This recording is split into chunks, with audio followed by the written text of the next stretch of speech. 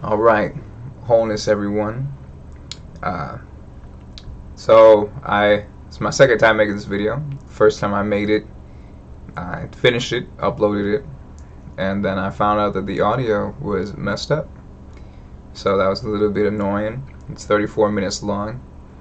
Uh, so if I seem agitated or like I'm rushing, that's why. I have my whole night planned out. I'm supposed to be exercising right now. I got my shake. I'm gonna be drinking it throughout the video. But hey, let's keep rolling. So this video, I want to focus on the consequences of having a porn addiction and abusing masturbation. Say the negative effects of pornography, the unwanted aversive effects of pornography and masturbation. We're going to go over it on 3 levels: the physical, the mental, and the spiritual levels. Okay?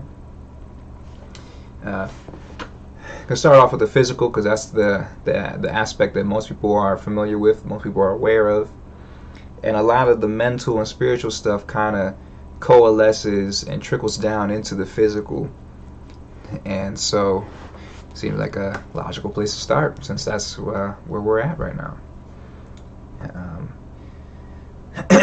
Now, before I get into that, I wanted to talk about some of the influences that I've had on throughout my journey and learning a lot of this knowledge.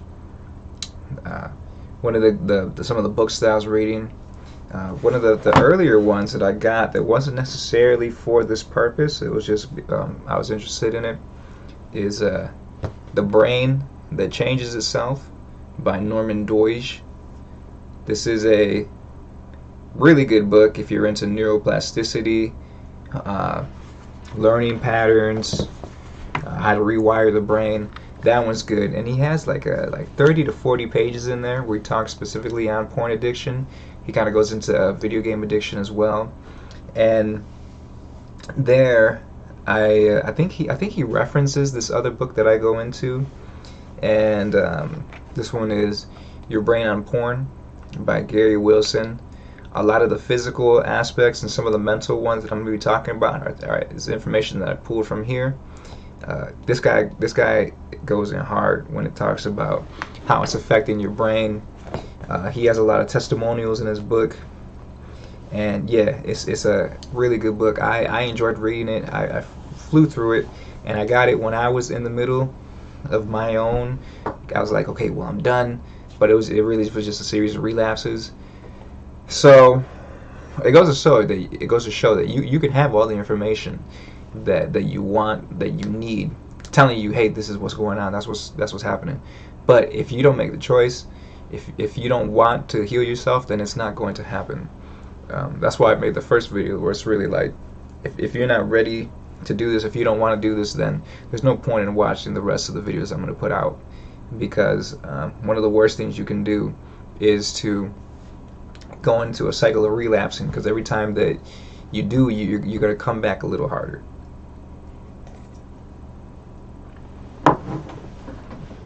I'm sorry, but I'm on schedule. I got to keep on schedule.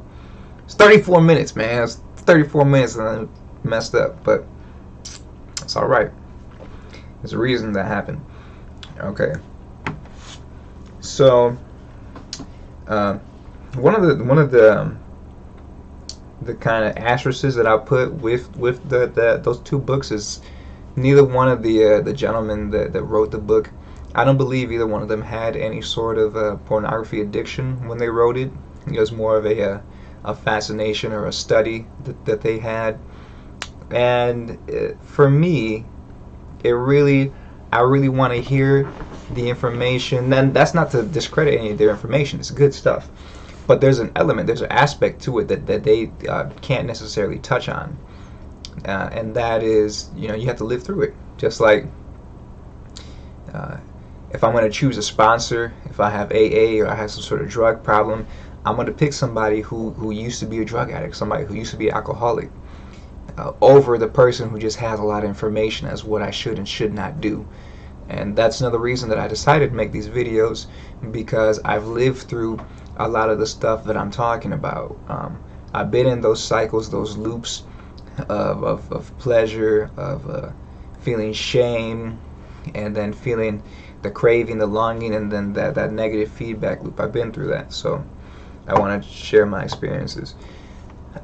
Getting back on track to the main topic of this video, we're going to go over the unwanted side of the unwanted consequences of having a porn addiction and abusing masturbation. Because there's healthy masturbation habits. There's not nearly as many as people think, okay? But there are some. There are some healthy masturbation habits, and that's something that we can talk about later, because I don't think it's that pertinent. So the first aspect we're going to go over is the physical aspect. And if you keep me looking over here, it's because I have my notes on my other monitor over here. The physical aspect. What is it going to do to you on a physical level? How are you going to see these things manifesting? One of the main things that you're going to notice is that it's gonna mess up your dick. It's gonna mess up the way that your penis works. And if you get into these habits early enough in life, you might think that it's normal. You might think that it's normal not to be able to maintain an erection. I don't know why I didn't think that was normal, but or to need a really strong grip or really strong friction or pressure in order to have an orgasm. So let's get into some of the first ones.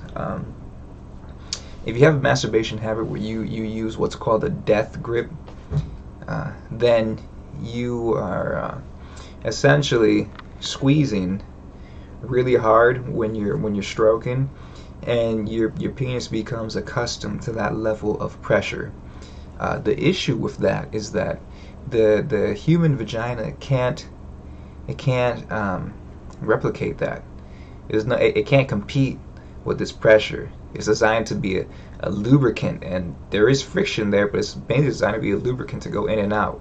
Where you're squeezing it, there are some women that are really tight, but it's not going to compare to you squeezing with your fist. So your penis is being overstimulated, and then you're putting it into an environment where there's not as much stimulation. It's not going to be as pleasurable. All right, this ties into the next thing we're going to talk about. It's not going to be as pleasurable, and that compounds with the fact that you already have trained yourself to get off to in a synthetic way.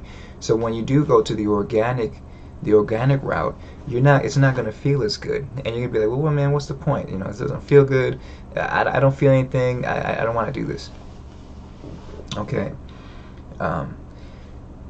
Another masturbation habit that's harmful is when you masturbate prone, and this is actually what I was doing. That's how I started. When I was younger, I just through happenstance started rubbing my dick against the bed, and that's what I did. So the issue with that is, same thing with the death grip, is that you're creating an unrealistic standard for a vagina to live up to. You're not going to have that same level of pressure that you get from when you're pulling there's just nothing between your penis and the bed. This friction, and it damages the nerve endings. Just like if you're a boxer and you're constantly punching, you build that callus and you kind of deaden the nerves here, so that when you do punch, it doesn't hurt you as much. It's the same idea when you're masturbating prone, or you're doing the death grip, or you're just masturbating too much. You start chafing the skin. That's what happened to me at some point. The skin started to, it was like my dick got ashy, and the skin started to kind of like not, it wasn't bleeding, but it was just kind of flaking off, and it didn't look good. It wasn't a good sight. So that's some of the physical aspect things that can happen with masturbation. You also become more tired. You become more lethargic when you're constantly releasing your energy, releasing your vitality, and that kind of goes into a more spiritual aspect. But something that anyone can really grasp is that when you release these fluids, these life-giving fluids, your body prioritizes refilling them over almost any other function. It's like, well, we got to put these guys back up. That's like the prime directive. So you're putting a lot of your energy into reputting these, replenishing these, replenishing these fluids instead of doing something more productive. People tend to become antsy when they masturbate a lot. I noticed I did. I was more antsy, and just you're constantly looking for that stimuli, whether you're looking at women or men, or you're looking for certain situations. It's taking you out of the moment, and you're looking for pleasure in order to take you out of feeling those slumps, those dopamine valleys that you go into when you have these masturbation, these porn addictions. You go into dopamine valleys when you stop. And it's Gary Wilson gets into a lot in his book where he talks about it's not necessarily that your dopamine is associated with pleasure. It's really that it's more associated with novelty. And you can look at that when you look into your own porn habits. Most of the time when you're looking at porn, it's spent searching for new clips, and you might skip most of it. You're just kind of searching, and you have this need to find something new. That's why a lot of things kind of culminated when you had these tube sites. When these tube sites came out, you have tens of thousands of videos and hundreds of different genres constantly being updated. Then you got all the Tumblrs and all the blogs and everything. So it's kind of like a smorgasbord. It's an endless buffet of novel stimuli for you to eat up. And one of the reasons porn addiction is so I guess bad is because, unlike gambling and unlike, let's say, heroin, there's definitive markers as to, okay, man, you got a problem. And you can argue whether one's worse than the other. Yeah, it would be worse to lose your house if you have if you have a gambling problem, because, oh my God, I'm so in debt, I gotta give up my car, I gotta give up my house. But that kind of would be the dead end for you. Whereas if you have heroin, you're gonna see track marks, you're gonna look gaunt, you're gonna look like something's wrong with you. You're not necessarily gonna look like you have a porn addiction problem. You can't really pick someone out of a lineup like that. Nor are there any sort of cues that are telling you that, hey, if you keep doing this, you're going to die. Like, if you're a meth addict or something, or there's no real financial detriment because most of this stuff is free. So that's why it's hard to get people to stop, because there's no real apparent consequences, or at least they're easy to ignore. But I'm going to lay them all out for you so that you can ignore them, so that you don't have an excuse. Because I knew it was harder for me when I was more aware of what it was that I was doing. It was harder for me to keep going. Now that didn't stop me outright. It didn't. It just made me more aware. It made me feel worse, and it decreased, but it didn't stop outright. I didn't stop outright until I really learned the effects that it was going to have on my spiritual journey, because that's what I was getting excited about at the time. That's what I'm still excited about. So, going over what it does to your body. Oh yeah, I forgot. You can get PIDE, which is porn-induced erectile dysfunction. This essentially is when your dick doesn't work when it should. Okay, you can't achieve or maintain an erection during sexual intercourse, whether it be with a male or a female. And just for the purposes of this video and future videos, I'm going to speak on it from a straight male's perspective, because that's what I am.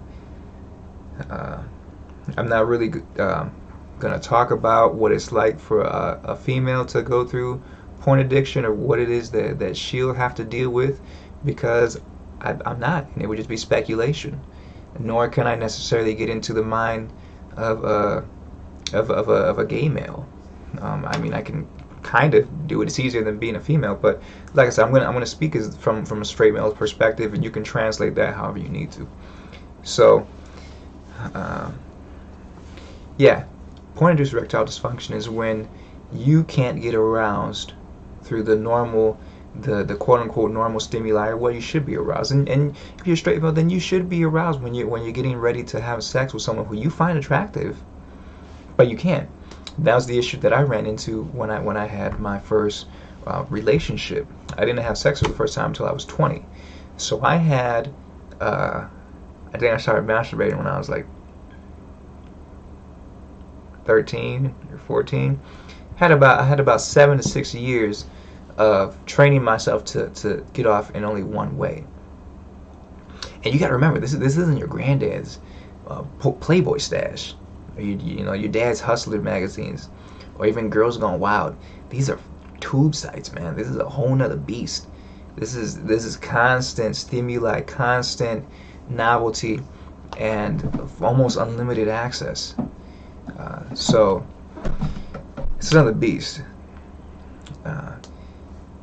The way to get around that, obviously, is to stop porn. But that's I'm kind of going off track. You don't want to let these things just continue to pile up, because it's almost a multiplicative effect. The longer you go, the harder it's going to be to walk back from it. Anyone at any point can heal themselves. Okay? It's just a matter of how much work are you going to have to do to repair the damage that you've done. And this is one of the biggest benchmarks for people when they realize, oh man, I have an issue. But because there's so little knowledge and there's so many misconceptions about what it is to have a porn addiction, what it is to abuse pornography and masturbation, people think that, oh, there's just a chemical imbalance, which it's not necessarily chemical imbalances. Your chemicals are rewired, they're rerouted, but you're attacking the symptom. You're not going to the problem. You're getting the symptom. That's the whole Western allopathic mindset. So people take like Viagra, Cialis, whatever dick pills they have nowadays. I was running around taking Vitalicor, because when I would first get with a new girl, I wouldn't be able to get hard, but after that I would. So the first date, boom, pop one of those, and we'd be like at ease, standing attention. But here's one way to tell if you have porn-induced erectile dysfunction. If you can get erections from pornography and just kind of random erections, but you can't get erected when you're about to have sex with a female in a normal setting, that's porn-induced erectile dysfunction. If you can't get hard at all, if you can't really get hard at porn, then you have a medical issue. Okay, that's the main difference. Yeah, you're gonna have a loss of sensation. You're gonna feel more tired and sluggish. You're constantly draining your energy.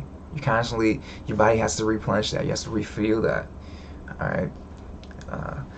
Now, when it comes to the mind, some of the mental aspects of what having a porn addiction can do to you, these are the ones that really got my attention, because the physical ones didn't necessarily manifest that much to me. I had the benefit of usually being able, like, if I wanted to find someone to have sex with, I could do that. And I realized that was a huge benefit. If I couldn't, I don't know where I'd be at. If I was in the relationship that I'm in now, I don't know where I'd be at, because it wasn't later into the game that I started to get into the hypno videos, the like the loser, the sissy stuff, and that stuff. Man, it really, they like that stuff is really sophisticated, the way they make it, and it's alluring. It is alluring, and it's made to be that way. It straight up tells you, the stuff straight up tells you, this is dangerous, this is this, that, and that. For me, that just makes me, oh yeah, that made me want to do it more. So the mental aspects, it starts to mess around with all of your neurological pathways, your reward routes, your reward circuits. Just like if I was to give you a cookie every time you burped or something. That's a stupid analogy. We'll just stick with the porn.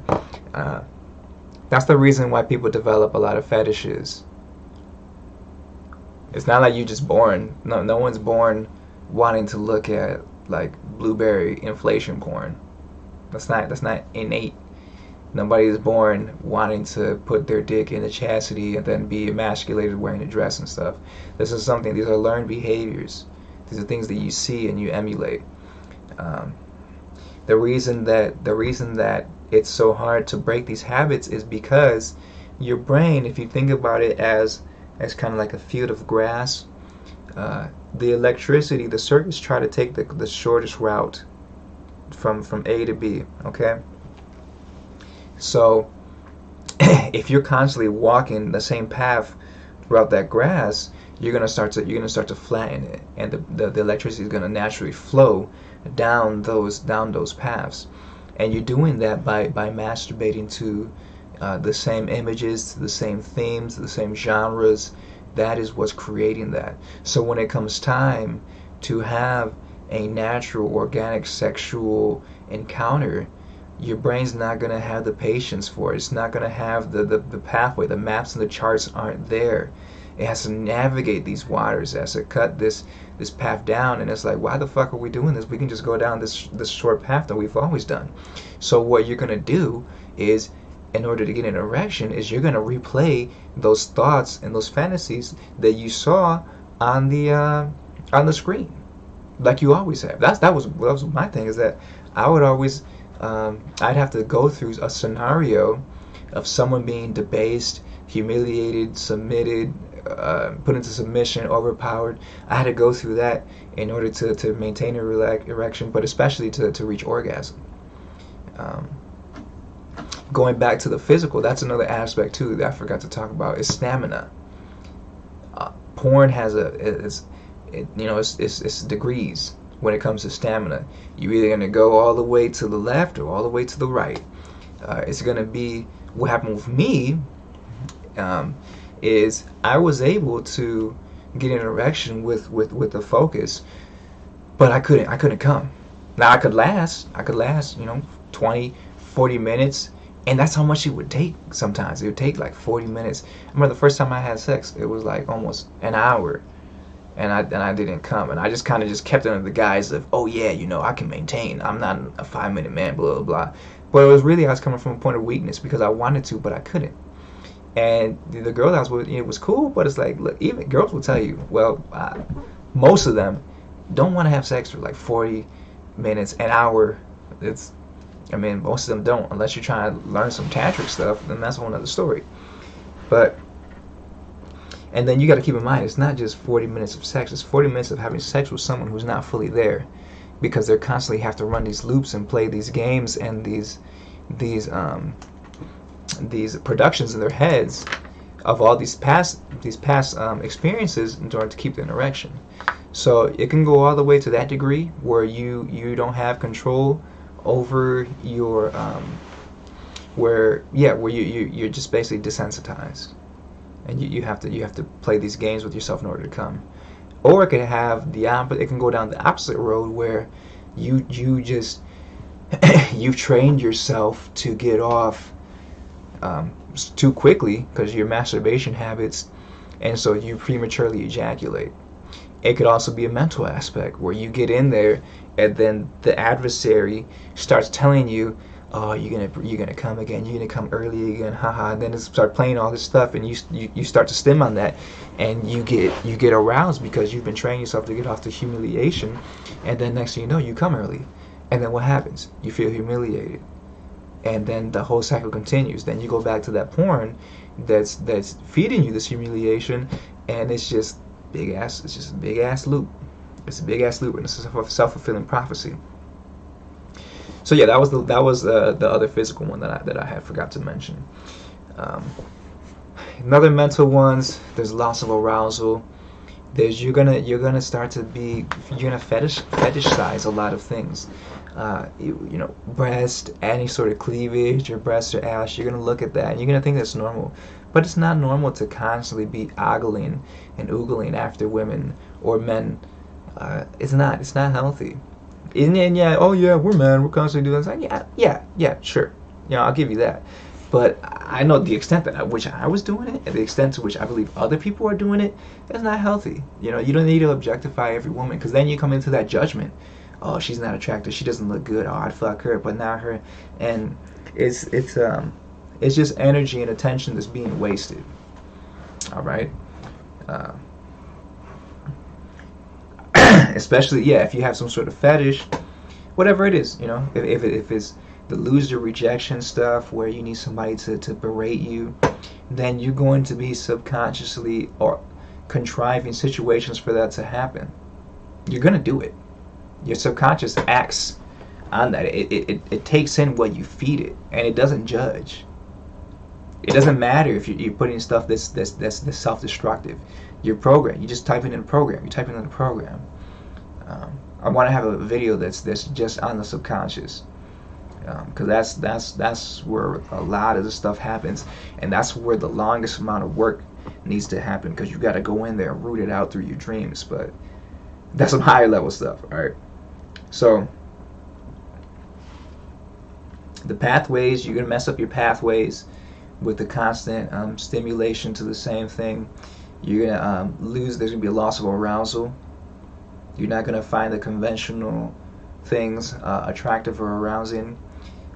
You're going to also be dishonest. Having a porn addiction makes you dishonest, because it's not something that you're gonna want to share with anyone. Nobody's putting that on their Tinder profile. It's not going to be something that you know, you even tell the person that you're with. And even, you know, my girlfriend, when I finally opened up and I told her, yeah, I have an issue, I told her, I was like, yeah, you know, I got a porn addiction, I got some problem stuff, but I wasn't telling her exactly the kind of stuff that I was looking at. I felt like she didn't necessarily need to know that, and I was just embarrassed, to be honest. So there's that, and that creates a burden. They just even talk about it now, I felt like that rise up and that like blockage right here, and the hana, that's that blockage that I gotta clear it out still. You know, I gotta clear it out. So you're doing that, and then you have to think, if you are one of these people that you need to be playing these images in your head in order to have an erection, then you're not in that moment with the person that you're with.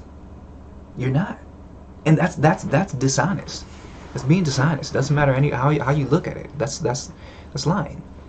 Okay, because you wouldn't want the other person to do that. And if you say it's okay or you don't mind, then that just shows how warped your reality is. Because that's not okay. That's not what we're doing. Sex is one of the most powerful things that we can do here. That's the act of creation. That's the bonding agent. And if you're doing this half-heartedly, or your mind's somewhere else, then it's just gonna lead to a lot of bad things. Especially if you're trying to have kids and you're thinking about all kinds of different stuff. Yeah, that's a whole nother video. So yeah, you know, it's dishonest. It's you're lying to yourself. You're lying to your partner. You're doing yourself a disservice. And there's other ways. Again, at any point you can heal yourself. The first 8 or so years of my sexual career, I had only a handful of times where I reached an erection when I wasn't thinking about some sort of porn related theme running through my head. That's sad. That's not good. But I'm moving past that now. And again, this takes a lot of work. You've done years and years of damage, and it's almost like your GPA. It's like it's a little bit of damage that you can do, but it takes a lot of work to fix it. A lot of work, because there's so many different variables that are involved, and you have to take a real holistic approach to it. And that's what I want to deliver.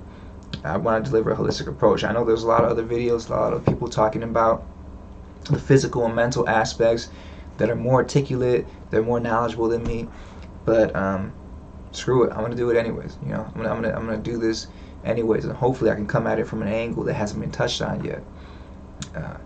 So yeah, and your mind gets all screwed up, and you can tell that if you can sit down and try to meditate for like 5 minutes and not have all types of crazy stuff pop into your head, or if you try to have sex and then you can't block out, or you can't come or have an erection without these things, then that's one of the consequences, and it can be erased. You set it up, you can take it out, you can chop that tree down, but you might have to eat some of the fruit. You might have to carry that weight and move that tree around when you're done. On the spiritual tip, I decided I'm probably gonna do this in a separate video, but I'm gonna touch over some of it now very briefly. Your chakra's gonna be all fucked up if you have a porn addiction, an addiction of any sense. But a porn addiction is even more pernicious because it taps into your sexuality, and that's one of those core energy flows. So it taps into your sexuality. That's another reason why it's so hard to break your porn addiction, because we have a lot of receptors and a lot of things that are set up specifically for this the purpose of procreation, and it ties into it. Like there isn't anything that's inherently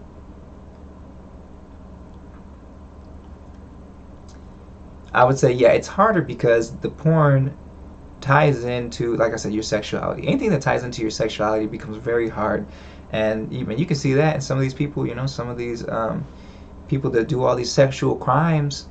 It's like they know they're gonna get caught. They know they're gonna have, well, depends on how much money you have and influence, but the lower level ones, you're gonna get caught. You're gonna have all types. You're ruining your life, but that pull is that strong. The pull is that strong.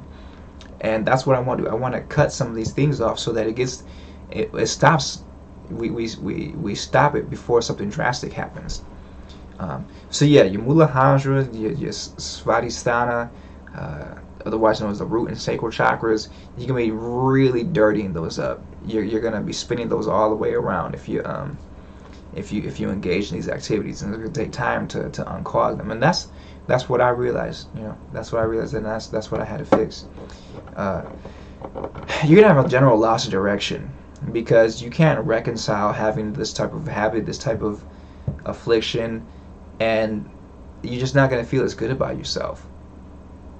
It's like if you're constantly cheating or getting by some way, then you're gonna know that you're doing that. Even if you succeed, you're gonna know that you cheated. You're gonna know that you're doing that, and your mind is not gonna forget that, and the adversary is gonna use that against you. It's like, oh, well, you masturbated Friday, you might as well do it Saturday, man. What's the point? Just keep doing it. And you're putting yourself in a loop. You're putting yourself in a loop. And the whole point of this here, the whole point of us being here is to break out of this loop. Become that edge, break out. Last thing is, if you care about lucid dreaming or doing work in the dream realm, then you're really going to have trouble if you have these porn addictions, because you're creating entities and you're creating this fear that will prey upon you for the purposes of siphoning off your energy. And this kind of goes into like the succubi and the incubi mythology.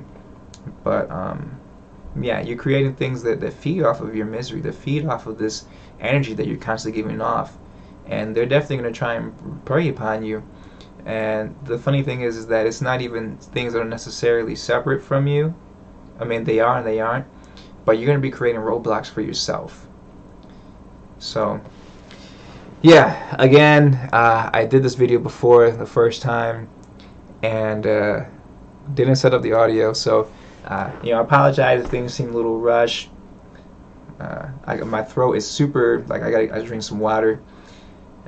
But again, what I want to say is that this is something that needs to have attention brought to it in a delicate matter, because we don't want to get more people into these realms, into these genres, into these cycles of humiliation and arousal and shame.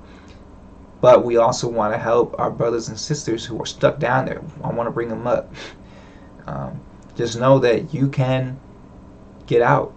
You can heal yourself, but you got to do it.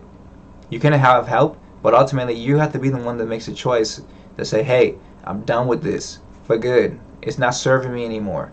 I want to see what my potential is. And you can do that, and you will do that. So I'm gonna leave the link for those 2 books in the video at the bottom. And again, if you have any sort of suggestions or criticisms, feedback, please let me know.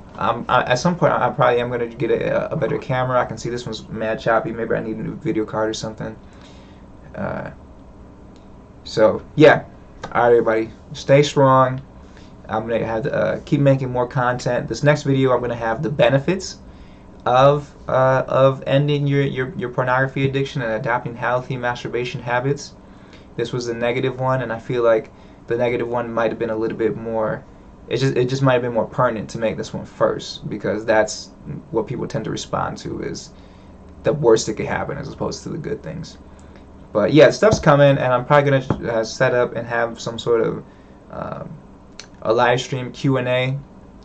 Maybe not this weekend, but the next weekend. Hopefully, the channel will gain more traction, and we can have just another community where we can help each other out. All right, y'all. Have a good one.